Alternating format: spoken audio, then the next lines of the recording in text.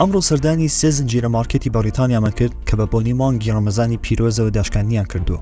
ئێوەش لەگەڵماندا بن لەو گەشتەدا. هەرچەندە موسڵمانان نزیکی لە 6.7 بەریتانیا پێک دەهێنن، واتە نزیکی 4 ملیۆن موسڵمان لە بەریتانیا هەیە لە کوی زیاتر لە 6 ملیۆن دانیشتووی ئەو وڵاتە، بەڵام بە بۆنی ڕەمەزانەوە زۆرێک لە مارکێتەکان داشکاندنی تایبەتیان کردووە. سەرەتا چوینە لیدڵ کە نزیکەی 1000 زنجیرە مارکێتی هەیە لە سەرتاسەری بەریتانیا. شوێنێکی تایبەتی دابین کردو بۆ پیرۆزبایی هاتنی مانگی ڕەمەزان و نرخی دایان خواردن و پاکەرە و بەرهەمەکانی خۆی بە بۆنی ئەو مانگەوە داشکاندووە. لە دواتردا چوینە سەینسبریس کە ئەویش بە هەمان شێوە پیرۆزبایی مانگی ڕەمەزان لە کڕیاران دەکات و چەند بەشێکی لە مارکێتەکەیدا تەرخان کردو بۆ داشکانی بەرهەمی خۆراک و خواردن بەو بۆنەیەوە. سەینسبریس ژمارەیەکی زۆر بەرهەمی داشکاندووە، بەڵام ئەوەی جێی سەرنجە داشکانی بەرچاوە لە برنج کە لە مانگی پیرۆزی ڕەمەزاندا خواستی زیاتر لەسرە. بۆ نمونە یەکێک لە براندی برنجە 10 کیلۆیەکانی نرخی 19 پاوند بووە، ئێستا داشکراوە بۆ 13 پاوند و 50 پێنس.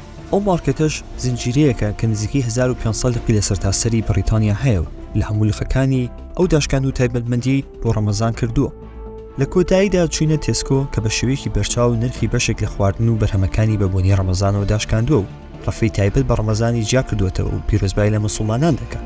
وەکو لە ڤیدیۆکاندا دەیبینن داشکاندن لە زۆربەی بەرهەمەکاندا کراوە.